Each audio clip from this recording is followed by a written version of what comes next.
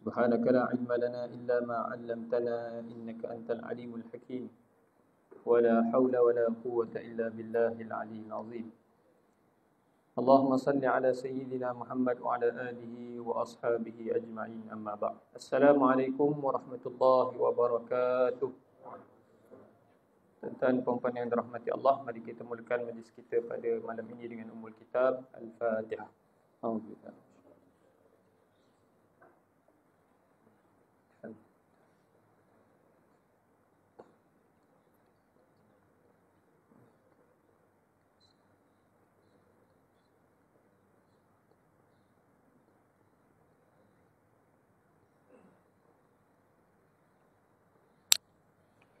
Amin amin ya rabbal alamin. Alhamdulillah. Pertama-tamanya saya hormati Cik Umar Irwan Tahir selaku pengurusi Jawatan Kuasa Surau Al-Mahabbah, Perisan Jawatan Kuasa Surau, Perisan Imam Bilal Siap, dan Tuan Guru, para asatidzah, ibu ayah, abang kakak, adik-adik yang dirahmati Allah sekalian. Apa khabar semua? Alhamdulillah, mudah-mudahan kita semua berada dalam kesihatan yang baik insya-Allah dan dapat terus menerus menambah baik amal ibadah kita kepada Allah Subhanahu wa taala. Baru-baru ni masjid kehilangan seorang Bilal yang lama kita khidmat, arwah Bilal Zaki. Mungkin di awal ni kita nak share sikit kaitan dengan Ustaz Zaki ni. Ustaz Zaki ni saya rasa antara ramai staf beliau ni antara salah seorang lah, dan memang salah seorang yang sangat-sangat tenang pada setiap keadaan. Macam-macam urusan apa pun berlaku dekat masjid tu, macam-macam berlaku kat masjid tu, tapi beliau tetap dengan caranya, beliau tetap dengan ketenangannya, dan itu yang kita boleh belajar daripada beliau. Beliau juga seorang yang memang hari-hari datang mengimarahkan masjid dan surau, dan sempat kalau ada jemaah yang hadir pada malam sebelum beliau meninggal tu, beliau hadir ke masjid. Ini sempatlah malam tu beliau ada di masjid buat kali terakhir sebelum pagi subuhnya, sebelum subuh tu beliau meninggal dunia. Alhamdulillah, saya juga terlibat dalam kalangan rakan-rakan yang menguruskan jenazah. Allah mudahkan, dan alhamdulillah dikebumikan sebelum subuh. Jadi saya teringat pengalaman saya waktu mula-mula berkhidmat kat masjid tu. Saya tahun 2017 saya masuk masjid tu. Masa tu mula-mula saya jadi Bilal dulu. Bulan September lebih kurang, saya ingat saya lah. Saya grad baru habis daripada USIM, masuk masjid tu.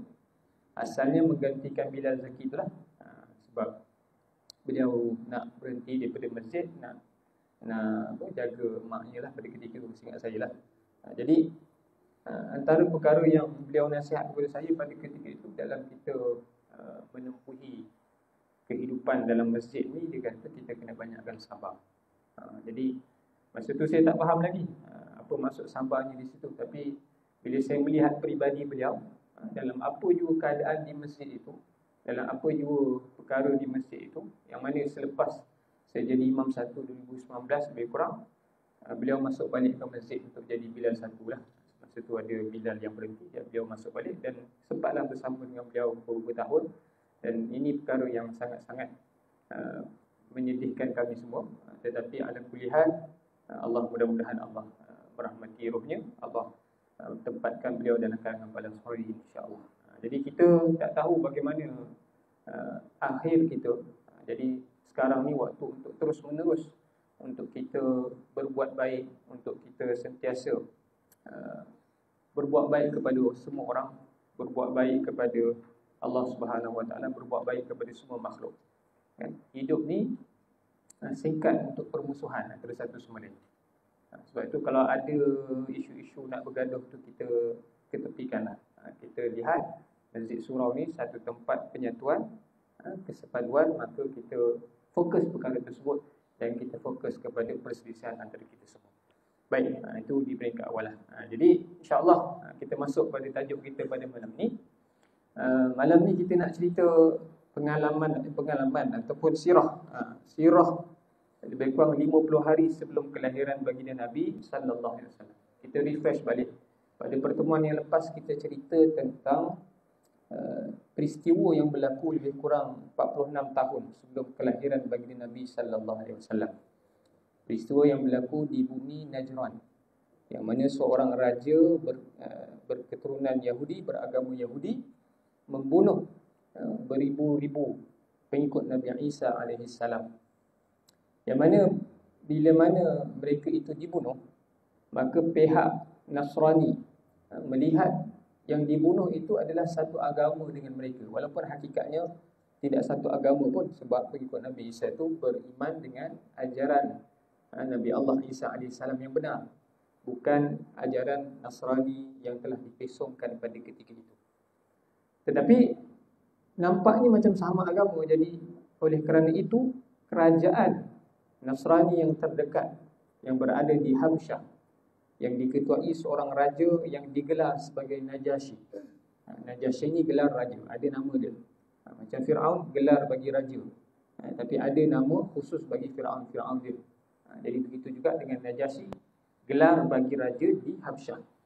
Maka raja di Habsyah itu menerima pengaruh Rom pada ketika itu, menerima berada di bawah kekuasaan Rom pada ketika itu. Dan kalau kita lihat peta tu, laptop saya masih lagi belum siap lagi. Jadi kalau kita lihat peta itu, Habsyah itu berkata berada lebih kurang bersebelahan dengan Najran dan dipisahkan dengan laut. Dipisahkan dengan laut. Jadi bila berita tersebut sampai, kan, Maharaja Rom murka, kan, jadi yang diperintahkan untuk membantu membalas dendam tentang pembantaian tersebut adalah kerajaan Habsyah ni lah. Maka kerajaan Habsyah ini menghantar seorang ketua untuk menyerang Raja Zunawas, lebih kuranglah namanya begitu, yang beragama Yahudi ni. Maka nama ketuanya itu bernama Aryam, dan bersama panglima kanannya bernama Abraha. Panglima kanannya bernama Abraha. Mereka ini menyerang kerajaan Yaman pada ketika itu, dan akhirnya kerajaannya itu jatuh pada ketika itu. Dan pada permulaannya kerajaan Yaman itu dikuasai oleh apa? Dikuasai oleh kerajaan Parsi yang berada di sebelah kanan daripada peta tu lah. Sebelah kiri Rom, atas Rom, lepas tu Parsi ada besar kat sebelah kanan ni lah, bahagian peta tu. Jadi kalau kita lihat, maka penguasaan Empayar Parsi di Yaman itu berakhir di situ. Berakhir sementara di situ dan dikuasai oleh kerajaan Rom.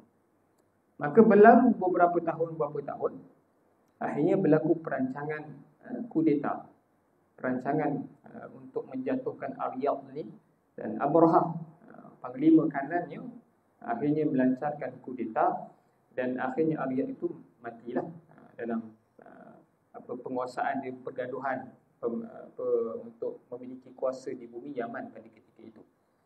Jadi bila mana perkara tersebut berlaku, Raja Najasyi ni murka lah, sebab ketua yang dihantar adalah Aryab tadi. Tetapi pandai Abraha ini, dia ada satu vision yang jelas, dia pandai juga.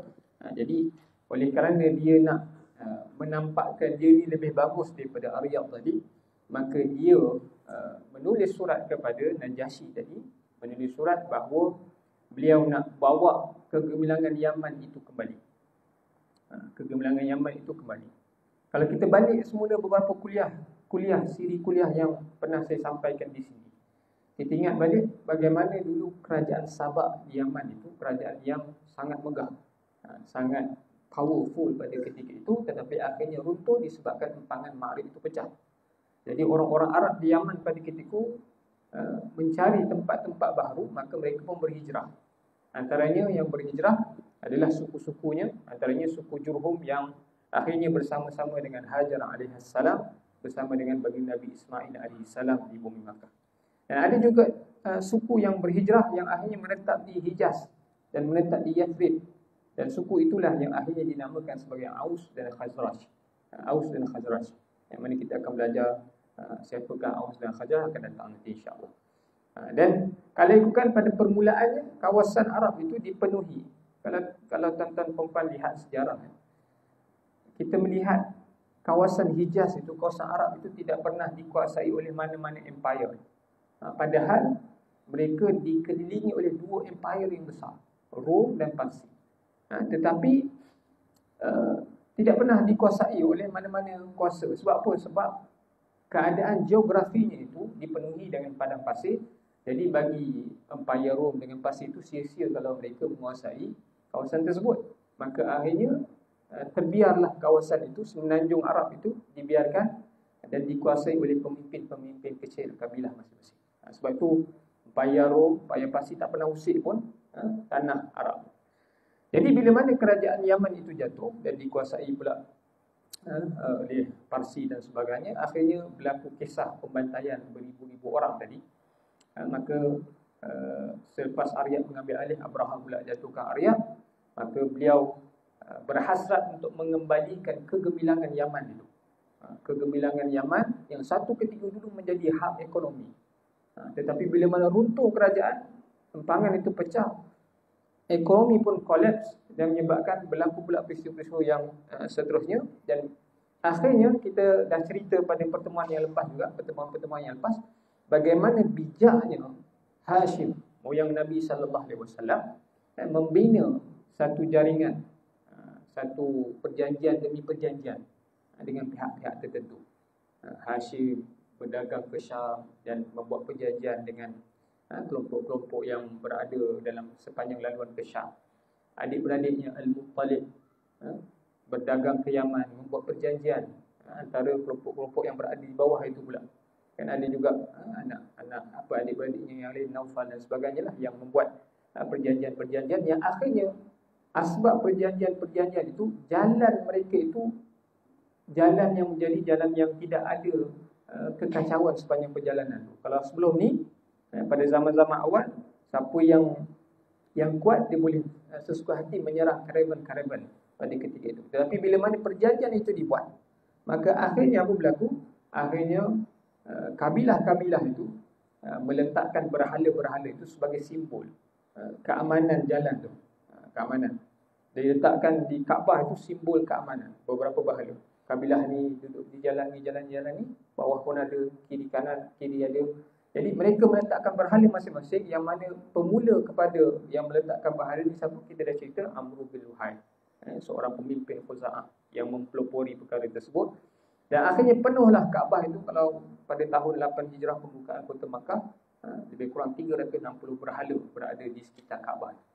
Jadi berhala di Kaabah itu pada asalnya bagi orang bawah ni, dia nampak macam satu institusi pemujaan, seolah-olah berhala ni mampu memberikan satu kuasa besar, satu pertolongan kalau diperlukan pertolongan dan bantuan. Tetapi bagi pembesar-pembesar di atas ini, berhala ini adalah satu kekuatan ekonomi mereka. Kalau berhala itu tidak diletakkan di situ, tidak mungkin perjalanan mereka ke Syam, perjalanan mereka ke Yaman di bawah itu, dan perjalanan ke tempat-tempat lain itu selamat. Sebab apa? Sebab itulah berhala-berhala diletakkan. Cumanya ada satu berhala yang besar yang tidak diletakkan di Kaabah, yang bernama Al-Lat ataupun Latta, berhala penduduk Taif, yang masih kekal diletakkan di Taif, di mana jarak Taif dengan Mekah itu lebih kurang 100 km lah. Jadi kita akan cerita nanti apa yang berlaku nanti di Taif waktu Abraham nak masuk ke Makkah. Maka tuan-tuan dan puan yang dirahmati Allah, maka Abraham pun menyatakan hasratnya kepada Najasyi, dan Najasyi setuju untuk membina satu macam istana ataupun satu tempat yang hebat. Jadi kalau ikut Najasyi ni nampak Makkah pada asalnya itu menjadi pusat agama, kan? Haji itu datang daripada Palestin, daripada mana datang, kan, ibadah haji yang dipelopori oleh Nabi Allah Ibrahim AS. Asalnya itu tempat agama saja. Kalau bukan bulan Zulhijjah, Zulqaidah itu, maka Mekah itu tidak didatangi oleh sesiapa pun. Tetapi bila mana Hashim memulakan perjanjian-perjanjian itu, menyusun atur itu, maka Mekah didatangi pada setiap masa. Maka ekonomi Mekah subur pada ketika itu. Daripada Syam datang, daripada Yaman datang. Jadi bertembung dua tamadun pada ketika itu, daripada China, daripada Eropah dan sebagainya. Semua sumber-sumber tersebut berada di Makkah. Jadi bila mana Abraham mengambil alih Yaman, kota Yaman pada ketika itu, maka Abraham ni rasa tak puas hati, kan? Kenapa Mekah yang berada di tengah-tengah, sedangkan Yaman yang berada di bawah? Hak pelabuhan yang sampai macam-macam produk di situ, yang sampai macam-macam perkara di situ. Tetapi Yaman itu tidak lebih maju berbanding dengan Mekah. Mekah lebih maju pada ketika itu. Jadi timbul rasa iri hati pimpinan besar ini, maka dia mencadang membina satu tempat yang nampak lebih kurang sama macam Kaabah, yang mengatakan bahawa kalau aku bina satu bangunan yang hebat, lebih hebat, pasti orang-orang Arab akan datang ke Yaman. Maka dibinalah satu bangunan yang dinamakan sebagai Qulais. Kalau tuan-tuan perempuan buka Google, tuan-tuan tulis Qulais, tuan-tuan akan nampak sisa runtuhan tu. Sisa runtuhan je lah yang ada sekarang. Tetapi pada zaman tersebut, bangunan itu bangunan yang paling mewah, bangunan yang paling cantik, yang dipenuhi dengan macam-macam batu-batu permata dan sebagainya. Jadi Najasyi pun bersetuju. Bagi orang-orang atas ni, dia tak kisah sangat pun tentang agama ni. Sebab bagi mereka agama ni apa sangat. Yang mereka kisahkan tu ekonomi tu.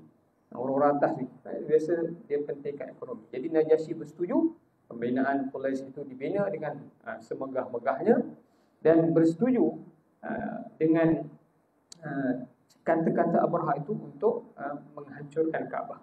Sebab bagi mereka pun Kaabah tu satu batu yang hitam, batu je, penuh pula dengan bahala. Nak banding dengan Qulais yang cantik ni, pasti orang Arab akan datang. Tetapi akhirnya apa berlaku?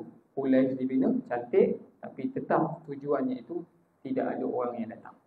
Tak ada orang pun nak datang ke Qulais itu. Ada orang-orang yang itu sajalah. Tapi di depan masyarakat, mereka bina istana ataupun bangunan tersebut dengan jenama untuk menaikkan semula agama Kristian. Sebenarnya lah. Tetapi pada hakikatnya sebenarnya bukan begitu. Maka tuan-tuan puan-puan yang dirahmati Allah, ditakdirkan Allah, kita tahu cerita ni, sampailah cerita itu kepada orang-orang Makkah.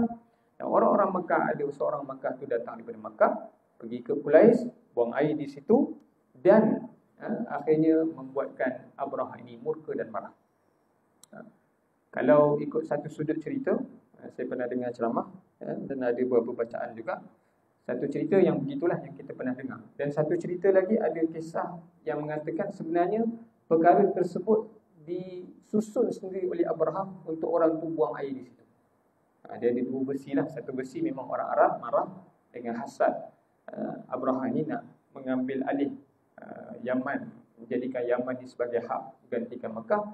Ada satu sudut lagi versi yang mengatakan bahawa Abraha sendiri yang cipta cerita tersebut, yang upah orang tersebut untuk mengotorkan Qulais tadi. Supaya apa? Supaya dia ada satu sebab untuk menghancurkan Kaabah dan orang ramai akan datang ke Qulais. Maka berlakulah kisah tersebut. Bila berlaku kisah tersebut, maka Abraha mengadu kepada Najasyi, dan Najasyi menghantar lebih kurang 60, ada riwayat kata 12,000, ada riwayat kata hampir ke 60,000, lebih kuranglah 12,000 ke 60,000 tentera bergabung dengan tentera-tentera di Yaman itu, lebih kurang jumlahnya lebih kurang 60,000 orang. Dan bersama-sama dengan mereka apa dia? Bersama-sama dengan mereka, dalam riwayat ada yang kata 9, ada yang kata 13. 9 ke 13 itu tak penting. Yang penting bersama-sama mereka ada lebih kurang 9 atau 13 ekor gajah, yang mana orang Arab sangat jarang ketemu, ataupun ada di antara mereka yang tidak pernah melihat gajah sekali pun. Sebab apa? Sebab tanah Arab tak ada gajah pun. Padang pasir mana ada gajah. Tapi dibawa daripada mana? Dibawa daripada Habsyah tadi, yang penuh dengan ada tempat-tempat yang boleh untuk biarkan gajah tu kan. Jadi datang ke bumi Yaman, dan daripada situ mereka menuju ke Makkah. Sebab itu orang Arab teruja melihat peristiwa tersebut, sampai dinamakan tahun tersebut tahun gajah, sebab mereka tak pernah langsung melihat gajah, dan kalau ada pun jarang-jarang untuk melihat gajah. Maka berjalanlah tentera ini bersama rombongannya, tapi tak jauh daripada keluar daripada kota Sana'a, daripada Yaman itu, ada orang yang ada kumpulan-kumpulan yang menghalang tentera Abraha ini untuk berjalan menuju ke Makkah. Sebab apa? Sebab saya cerita tadi apa? Berhala-berhala mereka ini diletak di Kaabah. Jadi orang-orang Arab mengetahui kalau mereka ini serang Kaabah, maka berhala-berhala mereka yang mereka anggap Tuhan tadi, mereka anggap penguasa ekonomi tadi juga akan dihancurkan. Jadi orang Arab yang berada di sepanjang perjalanan itu mengetahui rancangan tersebut dan tidak ditutup rancangan tersebut, maka dia menghalang. Ada satu kabilah yang menghalang. Kalau tak salah saya namanya itu, ketuanya itu nama Nufail.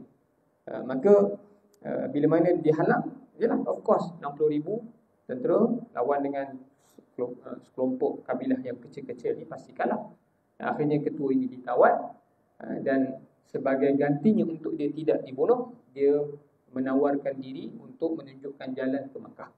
Maka Nufail ni salah seorang yang menunjukkan jalan ke Makkah untuk tentera bergajah tadi.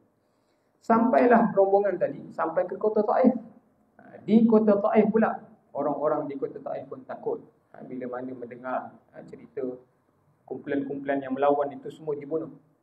Jadi oleh kerana di sana ada satu berhala yang besar yang mereka imani, berhala Allat tadi, maka mereka pun offer, bila mana sampai rombongan tersebut, offer kepada Abraha ni untuk seorang lagi penunjuk jalan bernama Abu Righal. Abu Righal ni penunjuk jalan untuk menunjukkan jalan ke Makkah. Sebab mereka takut bila sampai di Taif tu nampak berhala besar, mereka takut inilah mereka kata di Kaabah. Sedangkan ialah waktu tu tak ada media sosial, tak ada gambar dan sebagainya kan. Jadi mereka melantik seorang bernama Abu Righal. Jadi Abu Righal ni lah yang menunjukkan jalan seterusnya daripada Taif nak pergi ke Makkah. Tapi sampai di satu tempat yang dinamakan sebagai Al-Mughammis, ditakdirkan Allah mencabut nyawa Abu Righal ni, dan Abu Righal ni dikebumikan di situ. Satu tempat nama Mughammis. Jadi kalau saya menurut pembacaan saya sampai ke saat ini, kubur Abu Righal ni dibaling batu oleh orang-orang Arab tu sebab apa? Sebab beliau ni dikira sebagai pengkhianat yang redha tentang Kaabah itu untuk dihancurkan. Jadi sampai di Mughammis itu, maka Abrahah menghantar satu tenteranya itu untuk buat kacau bilau di pinggir-pinggir kota Makkah. Mughammis dengan Makkah tu tak berapa jauh, dalam beberapa kilometer saja. Jadi kacau. Dan antara yang dirampas, dirompak di sekitar Makkah itu adalah lebih kurang 200 ekor unta Abdul Muttalib bersama dengan orang-orang Makkah pada ketika itu. Jadi bila mana berita tersebut sampai kepada orang Makkah, yang mana pasti jumlah penduduk orang Makkah bersama dengan nak berlawan dengan tentera Abrahah ini pasti tak boleh menang. 60,000 orang. Jumlah itu melebihi dengan jumlah penduduk. Walaupun orang-orang Makkah itu berani untuk melawan, tetapi pasti mereka akan kalah kalau dikira ikut nombor tadi. Maka mereka berbincang-bincang, dan kalau ingat lagi apa yang saya ceritakan, walaupun asalnya kekuasaan kota Makkah itu daripada Qusay kan, daripada Qusay, kemudian bila mana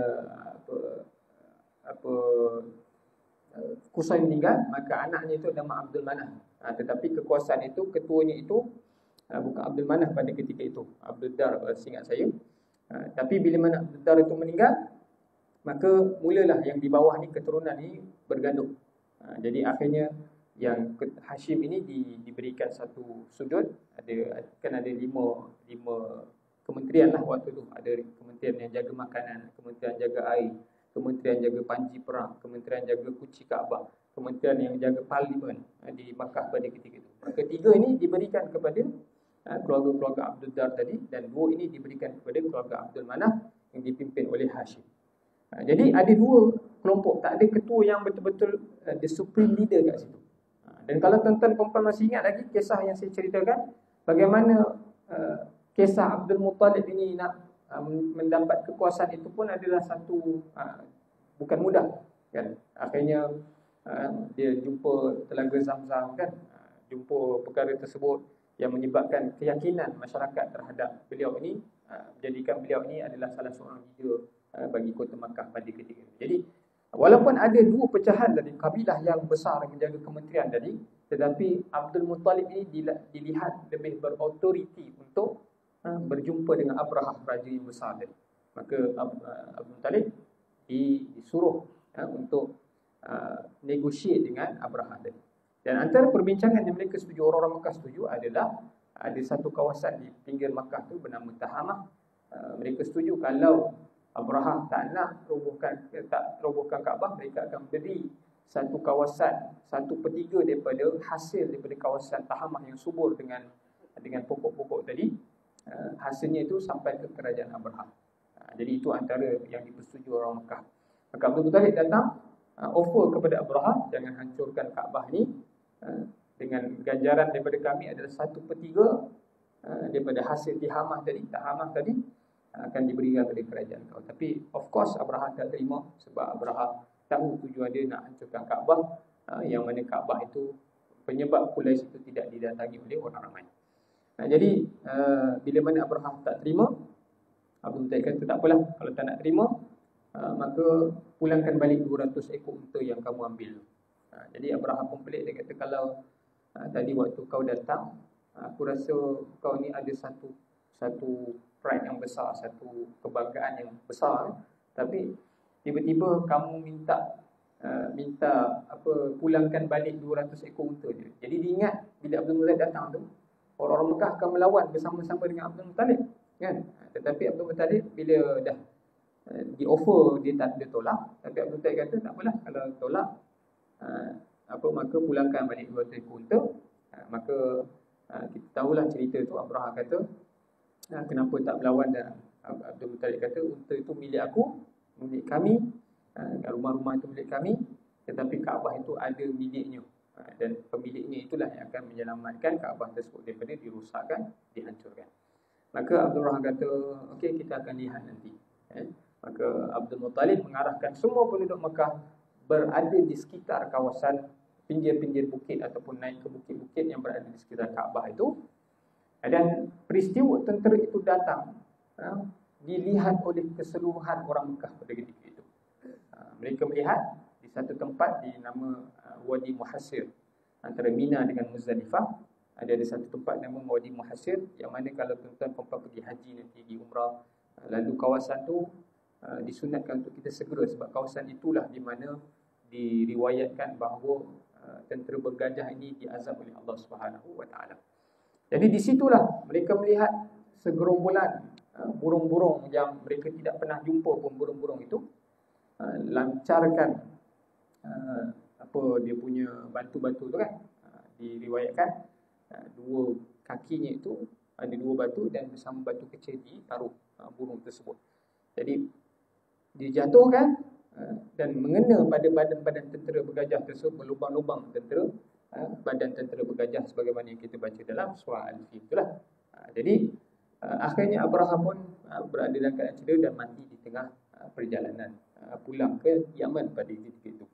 Jadi perkara tersebut berlaku dalam keadaan orang Makkah tidak ada satu perlawanan langsung pun dengan mereka, tetapi Allah yang mendatangkan perkara tersebut. Dan nampaklah bahawa Allah sangat-sangat menghinakan orang-orang Makkah pada orang-orang tentera Abraha pada ketika itu.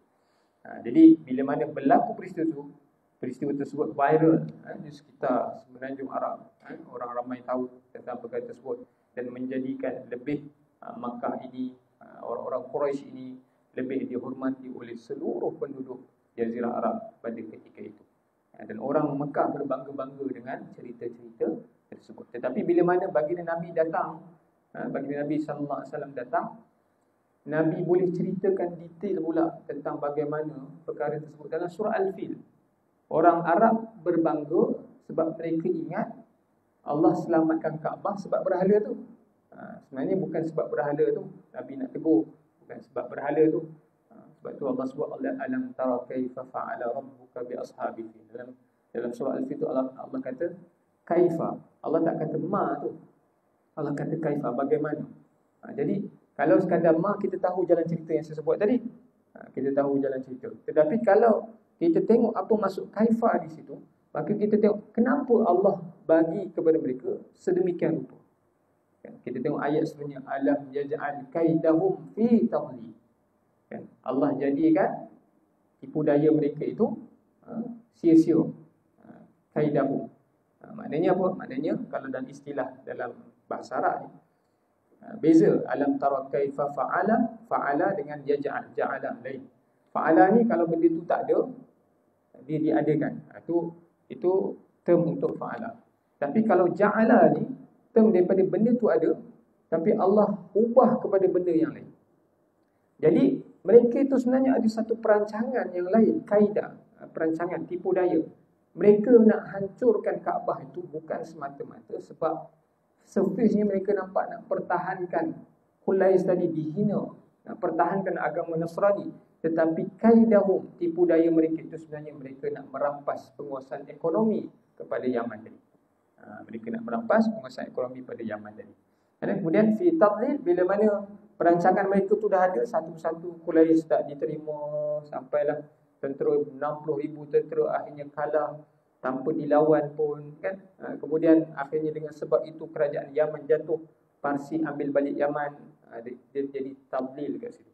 Jadi sebab itu surah Al-Fil ni kalau kita baca, kita tengok kisah-kisah tu, maka kita relate kepada dalam kehidupan kita pada ketika ini. Pertamanya adalah pesanan kepada semua orang yang berkuasa, termasuk kita yang berkuasa di kejiran dan kecil sekalipun, bahawa Allah SWT sangat tahu tentang apa perancangan kita.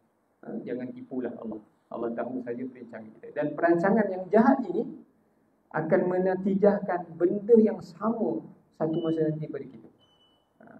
Ni kita tengok Israel ni buat macam-macam kat Palestin. Satu perancangan yang sama, kaedah mereka itu Allah akan timpakan tadlil satu ketika nanti yang mereka tak perasan. Mereka sedang membina perkara tersebut. Dan yang kedua, kita sebagai orang awam juga adalah antara perkara yang perlu kita fahami adalah bahawa Allah SWT itulah Tuhan yang sentiasa menciptakan keamanan dan kemakmuran. Sebab tu di surah seterusnya Allah kata فَلْيَعْبُدُوا رَبَّ هَذَا الْبَيْتِ الَّذِي أَطْعَمَهُمْ مِنْ جُوعٍ وَآمَنَهُمْ مِنْ خَوْفٍ. Manusia ni, dua basic ni kalau tersedia, insya-Allah dia akan rasa senang. Pertama, di sudut kemakmuran dia, makanan dia, keterjaminan makanan dia itu secure. Dan yang kedua, di sudut keamanan dia itulah amanahum min ju', daripada kelaparan tadi. Jadi ini dua perkara utama. Jadi di Makkah itu pada ketika itu ekonominya itu dah sangat-sangat mantap, kemakmurannya itu dah mantap, dan keamanannya kekal terjaga, sebagaimana doa bagi Nabi Ibrahim AS, wa idh qala Ibrahim rabbi ij'al hadha baladan amina warzuq ahlahu minats thamarat man amana minhum billahi wal yawmil akhir. Ini doa Nabi Ibrahim AS ketika mana membina Kaabah. Nabi Ibrahim doa dua perkara kepada Makkah ni. Itu pertama, sentiasa aman. Maknanya apa sahaja cubaan untuk mengganggu keamanan Kaabah, Allah akan gagalkan. Dan yang kedua, kemakmuran yang Nabi Allah Ibrahim doakan Makkah, maka Makkah itu pada itu subur dengan ekonomi sampailah pada saat dan ketika ini. Jadi inilah antara beberapa pengajaran yang sebenarnya kalau kita tengok ada banyak lagi pengajaran boleh kita kupas daripada kisah tersebut. Ala kulli hal, inilah kisah berkaitan Nabi sallallahu alaihi wasallam, kelahiran sebelum baginda Nabi sallallahu alaihi wasallam lebih kurang 50 hari, kelahiran Nabi sallallahu alaihi wasallam, dan insya-Allah akan datang kita akan sambung pada kelahiran baginda Nabi sallallahu alaihi wasallam. Aqulu qali hadza wa astaghfirullahal azim li wa lakum wa billahi taufiq wal hidayah. Wassalamualaikum warahmatullahi wabarakatuh. Kita tutup dengan tasbih kafarah dan suratul Asr. Subhanallah.